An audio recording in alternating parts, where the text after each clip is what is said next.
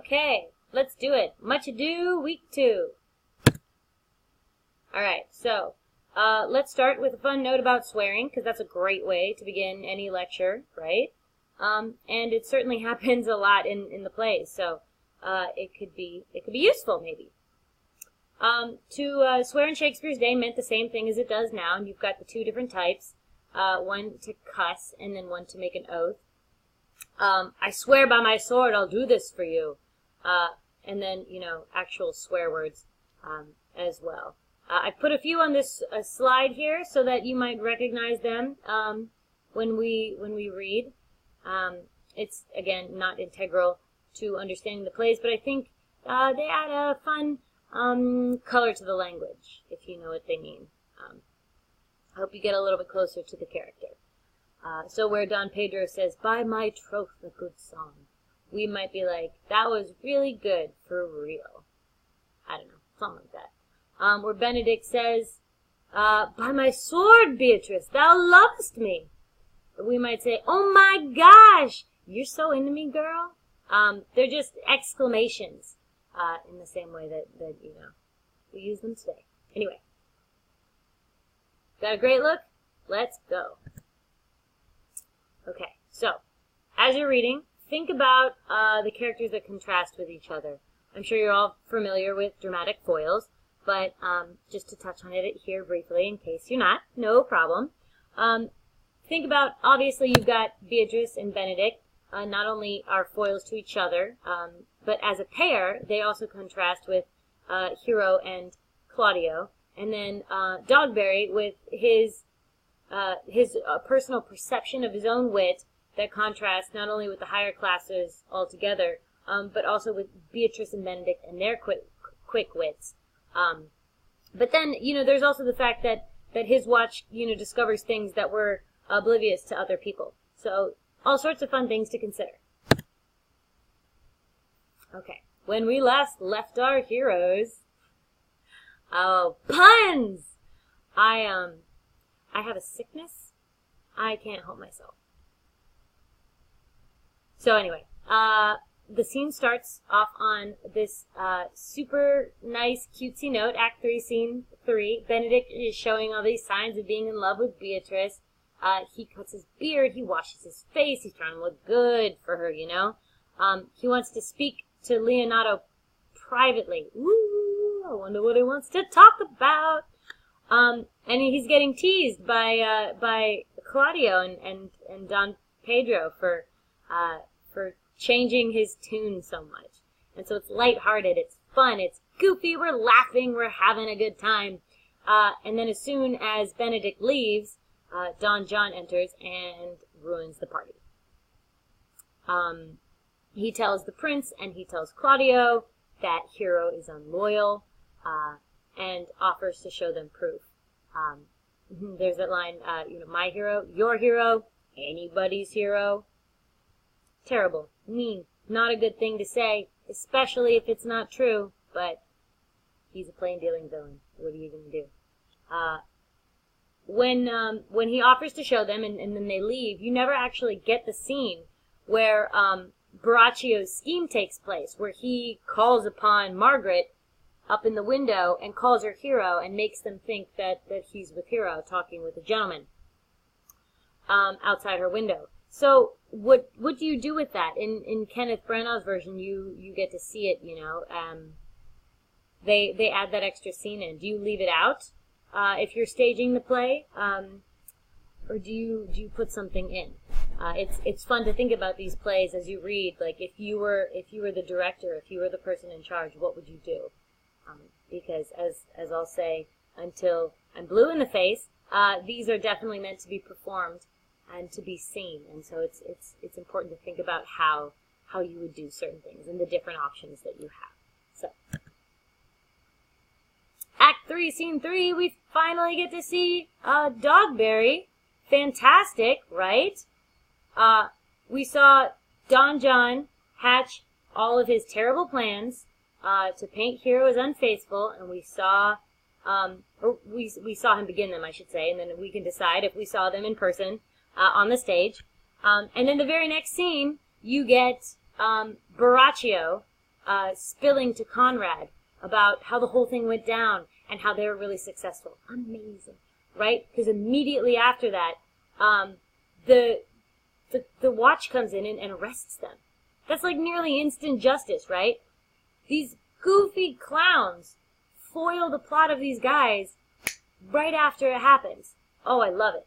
It's fantastic. They're better. They're quicker. These lower class denizens are on top of things more than the higher class people are. It's great. It's great. It's wonderful. But then, I lost my train of thought. Okay, we're back. Also, like I said, amazing Dogberry in this scene, which is good because I talked about him so much last week and we hadn't even read about him yet. How many malapropisms did you find in his speech? I put some up here. Most tolerable and not to be endured. So obviously most intolerable? Is that what you meant?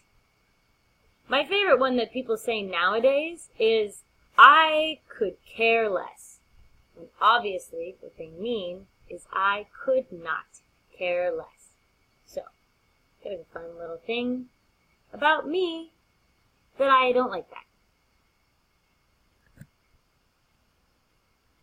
Act 3, Scene 4, preparing for the wedding by joking about cheating. It's kind of weird. It's a weird scene, that's for sure. But we do get to see Beatrice unleash her really quick wit as she verbally spars with Margaret.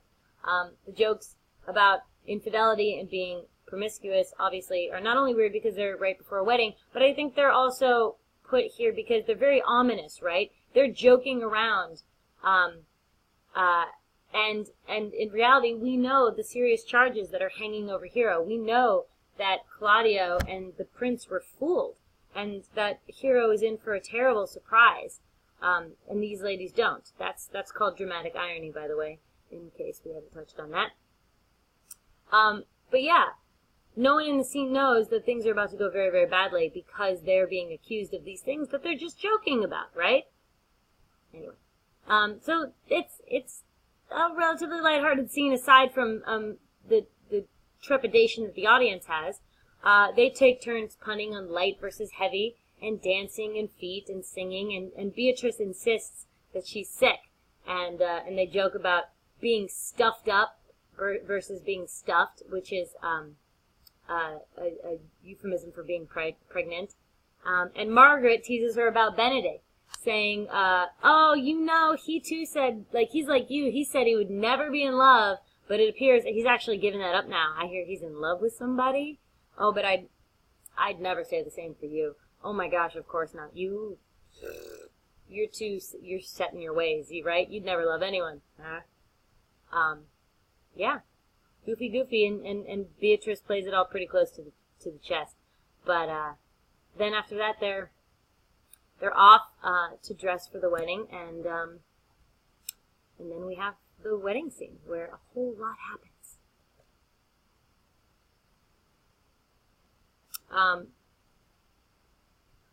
While everyone's preparing, while things are happening and getting ready, I almost forgot. There's this great scene, Act 3, Scene 5, where Dogberry he tries so hard to, keep everything going right? Like, he shows up and he's like, hey dude, a bad thing happened and I'm here to tell you because you're an important person on this land. You need to know. And Leonato is like, please go away. I have a wedding to plan. You are super tedious. And I don't have time for you. My daughter's getting married. I don't know if you've heard. But seriously, oh buddy, if you had just listened, you could have avoided like a giant public spectacle. And instead of listening to the watchman, he sends them off to go and examine their culprits. And so who's tedious now, right? Oh no, it's still Dogberry. Okay, so now here's the scene that I was getting too excited about. This is the big confrontation. The one Dogberry tried to intervene in. His watch found out the plot, but like any good, interesting story, we still see the destruction, we still see everything fall apart, because think about how boring the play would be if Dogberry was like, oh my gosh, man, they lied to you. She didn't cheat. He's a liar. The end. And everyone's like, oh my gosh, it's such a good thing you were here and you told us that. We'll put him in prison. That'll be the end of it. Phew.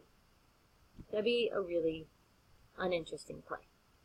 And everybody would want their money back and regret it. Probably.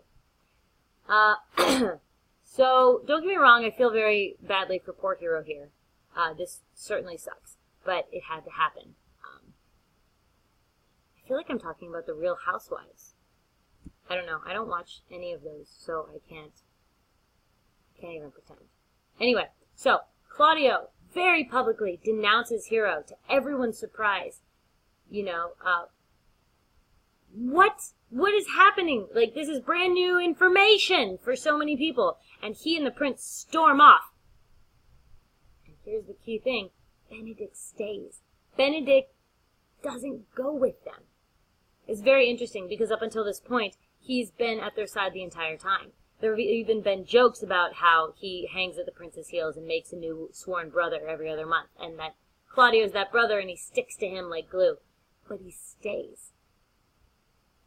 It's, of course, obviously necessary for the plot, but it also marks a big change in his character. He remains with Beatrice and her family at this point, rather than with those, those brothers. And he believes Beatrice's side of the story. That's amazing, right? He urges Leonato to let the friar counsel him, and he calms his rage that he's been directing at his daughter, which that whole part is probably something wild and very difficult for your modern sensibilities to digest, I would imagine. The idea that Leonato sees her as his heir, and if she's spoiled, then she may as well be dead. That there's more honor in that death than in her being alive. That's, well, right? But it also ties back into that whole idea of marriage and the concept of it being a business proposition and all this stuff. But this being dead concept is what the friar leans on here, right? He says, okay, let's say she's dead. Let's tell everybody she's dead. And then everybody will realize that, her slander will die with her because she died of the wound caused to her by this accusation. It's a very Shakespearean concept, isn't it? Well, if you don't know that, you'll certainly learn it from this point on.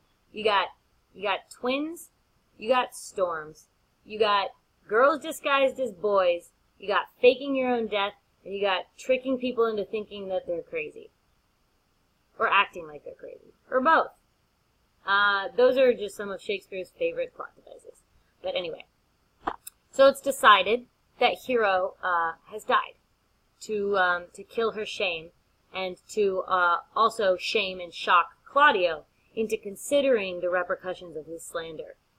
Something bold enough to make him stop and consider the consequences of his actions, which I don't think he's done so far.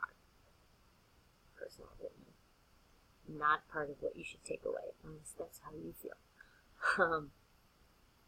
So, remember, Benedict is still, trying to remain level-headed, although he's certainly taken aside. He suspects Don John in this scene of being the villain here, but nobody knows why anybody would accuse Hiro, and so incredibly publicly too. Especially these two men, and he says they have the very bent of honor. If there is anything evil in this, it lies in Don John.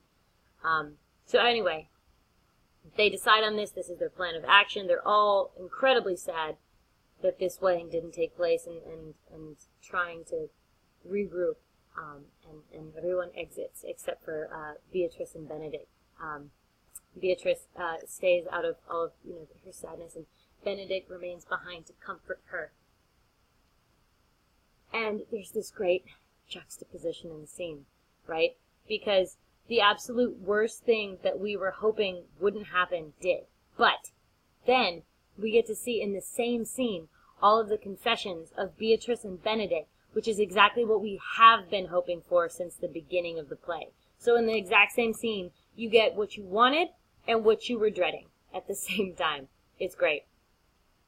And so he goes up to her, Lady Beatrice, have you wept all this while? Yea, and I should weep a while longer. And he says, I would not desire that. There's such tender lines for two characters who spent the entire play attacking each other.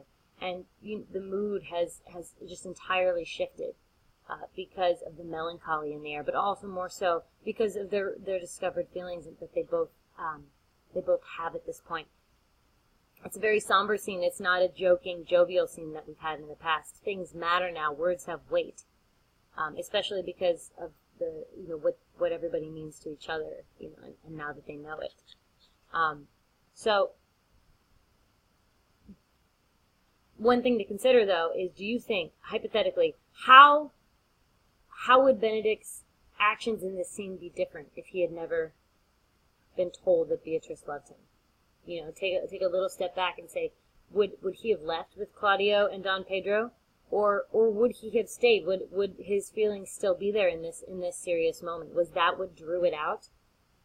These are just things to consider. There's certainly no right answer. Anyway, regardless, he confesses and he says, I do love nothing in the world so well as you. Is not that strange? Oh, that's a beautiful start, isn't it? That's beautiful. We're going to read now, okay? I'm going to read now. She says, as strange as the thing I know not. It were as possible for me to say I love nothing so well as you, but believe me not, and yet I lie not. I confess nothing, nor I deny nothing. I am sorry for my cousin. And he says, by my sword, Beatrice, thou lovest me. And she says, do not swear and eat it. Do not swear and take it back. I will swear by it that you love me, and I will make him eat it who says I love anyone but you. And she says, will you not eat your sword, since you've been swearing by your sword? And he says, with no sauce that can be devised to it, I protest I love thee. And she says, why then, God forgive me. What offense, sweet Beatrice? You have stayed me in a happy hour. You have found me in a happy hour. I was about to protest that I love you. And protest in this circumstance means to confess. And so protest has two meanings, and of course these two pick up on it. And he says, and do it with all thy heart. And she says, I love you with so much of my heart that none is left to protest. That's freak, right? And then in this beautiful moment, a lot of adaptations put a kiss in here or an embrace or something really touching and beautiful. And then he says, come, bid me do anything for me. And then the whole tone of the scene changes, right? Think about how you'd stage this. I'm going to say that a million times, but think about how would you stage this? How quickly would you have Beatrice's mood switch back? How fast would you have her respond when she says, kill Claudio? Would you have her entire tone change? Would it flow out immediately? There's so many options. There's so many adaptations. Any number of ways that Benedict can then respond when he says, not for the wide world. So you've got this lovely, buoyant, beautiful, come, bid me do anything for thee. Kill Claudio. Not for the wide world. And her wit is so sharp here, too, because Benedict says, she's like, you kill me to deny it. I'm leaving. I'm gone. This was a whole, I made a mistake. This is horrible. You're not even willing to do this for me. I'm out. I'm out, I'm out, I'm out, I'm out. And he says, we'll be friends first, which, like, don't leave. Come on, like, just, we'll be together and then we'll talk about it. And she says, which, by the way, friends could refer, between a man and a woman as romantic partners at this time. So when he says we'll be friends first, he's not like, oh, I mean, even if we can't be dating, we'll be friends. He means like, no, I meant it. We'll be together. We'll talk, like, we'll figure that out, but, us, right? And she's like, excuse me? You dare be friends with me and fight with mine enemy. Like, you want me, but you won't stand up for me. And she berates him for not doing it. references his public shaming of her, and that if she were a man, she would repay him in kind and slay him, being Claudio, slay him in the marketplace in front of everyone for what he's done, the same way that he slayed Hero with the slander that he put on her. She's pointing out that, while the accusation is false, he gets to leave and go on with his life and just be like, bye, this is awful. But she's ruined. Her reputation is gone. That was what her worth was, is the idea that she was pure. And now if he doesn't want her, that, whatever, leave. But he's sullied her. He's ruined her for any other suitor because of his accusation. So she'll never be believed honest because of that lie. And of course, Beatrice doesn't know why he's done this. She just knows that he's wrong and that he's done it in a very terrible way. And so her words obviously get to Benedict and they sway him, and he changes his mind and he gives her his word, and they reconcile. And on this very somber note, he says, "Go comfort your cousin. I must say that she's dead." And they've reconciled. They're in their little lovey bubble, but what a horrible time, right? And so on a somber note, they part. All right. So Act 4, Scene 2, the examination. Probably came along at a time that we could really use it, right? This is a great uplifting scene where Dogberry obviously has no idea what he's doing, but he's doing his best to appear like he does, right? Fake it till you make it, or just fake it and then keep faking it if you're Dogberry.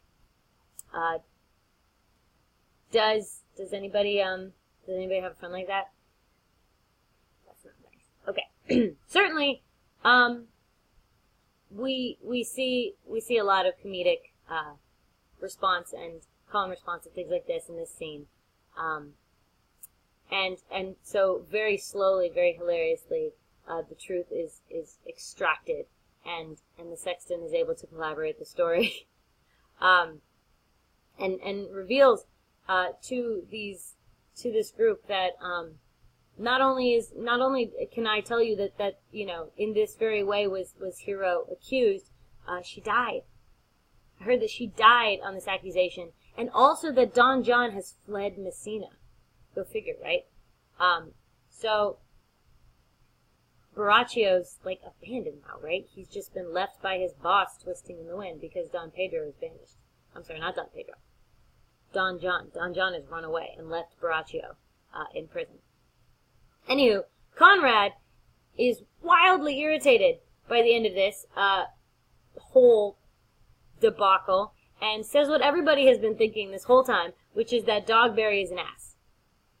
And of course, at this point in time, that means donkey and not butt, by the way. But a donkey, a foolish, braying creature, And Dogberry obviously does not take it very well.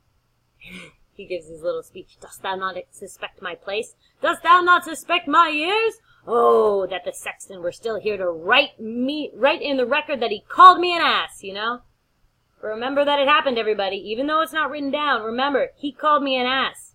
I want it known. Don't forget, I'm an ass." Fantastic.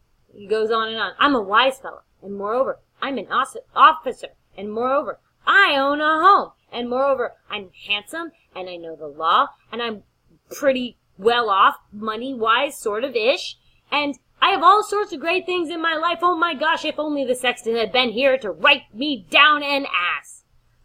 So,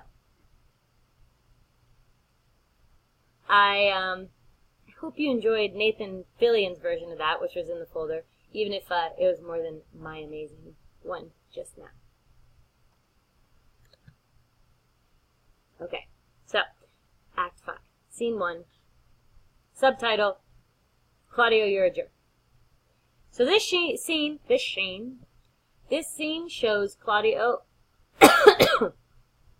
pardon me, and Don Pedro being confronted with the repercussions of their actions. First, Leonato and his brother come up to him with these accusations, and they kind of brush him off a little bit. But then Benedict does. Don Pedro and Claudio are determined to joke around with Benedict. You know, they've missed him. They're like, oh, you know, he'll put us in a better mood. This whole thing sucks. You know, we've been screwed over. We'll joke around with Benedict.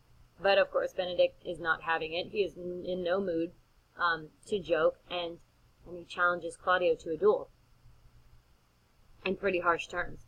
And he leaves, and he tells them, you have both, between you, killed a sweet and innocent lady. And that he's gonna discontinue the prince's service. And that, by the way, you should know that Don John, who told you this super reliable information, he's fled. He's run away. So, you know, that's super suspicious. Just a heads up. And then he leaves them. And they say to themselves, oh, look, he's so lovesick with Beatrice. He's all up in her business. Loving on her family and all that jazz. That's why he's siding with them and not with us. But the prince, you know, obviously he feels the trepidation of Benedict's comment that his brother is fled. Then Dogberry arrives. And oh no, it turns out to all be true. Oh, Claudio, you and the prince messed up so bad. It runs not this speech like iron through your blood. Yeah, I bet it does. Anyway, getting all fired up, you guys. Getting all fired up about Much Ado. So then, as for Borachio, at this point, he certainly comes across as repentant here, you know. He also makes a point of saying, no, you know, Margaret didn't, he tells Leonato, no, Margaret didn't have a hand in this. She didn't have a role in the betrayal. She didn't know about the plot. Although, it would be interesting to see a performance where maybe she did know, you know, just through stage direction and the acting on Margaret's part and on Borachio's part. Perhaps he's covering her because of a romantic relationship, you know. These are just options that you have, because there are so many different ways that you can play any of this. That's the great thing about the plays, right? That's the great thing. I'm sorry, I was about to go into a super long tangent. We're gonna plow through. Okay, so anyway, to make up for being fooled and besmirching Hero's honor, Claudio is told that he must read a eulogy at her grave, and he must marry Leonato's niece to make up for it. Remember that whole business transaction marriage at the outset? Yeah, it's still a kicking in the play. So, here we have another cute scene with B&B, because everybody always wants more of them. And we get to see Benedict try to woo her. It's pretty cute. And they spar back and forth again here, but it's more amicable. And he says, ultimately, thou and I are too wise to woo peaceably.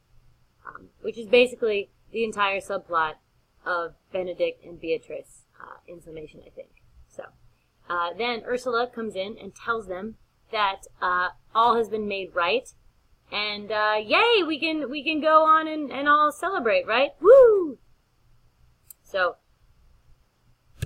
I almost forgot to hit the button. Act 5, Scene 3, The Tomb. Claudio leads the procession to Hero's tomb and reads the epitaph because he's in the wrong. That's the end. So then we have the wedding scene, take 2, which ultimately is also the final scene of the play. So here we are, and everything is up to set up the reveal to Claudio and Don Pedro that Hero is alive. And, you know, they do the veiling and everything like that. Come, you know, sweet, show me your face. No, you have to marry her first and then you can see your face. There's this whole thing. While Hero's slander lived, I was dead, but now that the slander's dead, I'm alive, and I'm your hero, and as much as, you know, as truly as I'm alive, I'm a maid, aka still a virgin, dummy, never wasn't. So important, so important. Anyway, so then, before everybody can run off and be all happy because Claudio and Hero are married, Benedict jumps out and is like, Soft and fair fire. Which one is Beatrice? And then it's as though he chokes a little bit, you know, because she comes out and it's do not you love me? Why no, no more than reason. Or don't you love me? Oh no, no more than reason. And so they did really well in private, you know. She's like, will you come with me to my cousin's to see this news? And he's like, I will live in thine arms, die in thy lap, and be buried in thine eyes. And moreover, I will go to your cousin's with you. It's cute. Like, he was trying to write love poetry, and he was bad at it. And now he's in front of everybody, and the two of them go back to their old ways, you know. And it's adorable. So then, you know, well, okay, so no more than reason. Well, then your family was deceived because they said you were in love with me. And she's like, well, okay, then your peeps were mistaken too, because they were all like, you're nigh dead for me. So then they nearly canceled the whole darn thing until Hero and Claudio out them both effectively by producing poems that they were writing to each other. And Benedict says, a miracle, here's our own hands against our hearts, which is a cute little line. And then they spar up until the bitter end, until Benedict finally says, peace, I will stop your mouth, and he kisses her. And goodness, I have a tickle in my throat. Thus, you know, Benedict changes his tune, and he says he's committed to being married, and will hear nothing bad said against it. And because of that, he would hope that nobody would hold whatever he said about love against him. And then he says, for man is a giddy thing, and this is my conclusion. It's very cute, guys. And then he and Claudio make up, and he tells the prince that he looks sad, and his advice is, get thee a wife, get thee a wife. And then at the very, very, very end, a messenger appears to say that Don John was captured. Hooray! Justice at the very, very bitter, not bitter, at the very sweet, happy ending of the play, right? And Benedict says, no, though, wait on this until tomorrow. I'll devise you brave punishments for him. But in the meantime, strike up, pipers. And they dance, and they sing, and part of that's because you couldn't, you know, you don't actually see them get married here. And that's because it was not allowed in the day for them to perform any sort of religious ceremonies on stage. So you see tons of people just about to get married, but not actually getting married. It's kind of like how nowadays it's not legal for beer companies to show people drinking beer in commercials. So you see a lot of people in beer commercials just holding their beer or about to drink it, like, and then they don't do it. It's exactly like that for this, except for they couldn't show weddings because of the exact same reason that for beer commercials. Not necessarily true, but it's a good analogy. I'm going to stop talking. This is the end of this slide of things. This is just a cute little picture that I found on Tumblr because I can't help myself, and I wanted to share it with you guys. Alright, no more. Goodbye.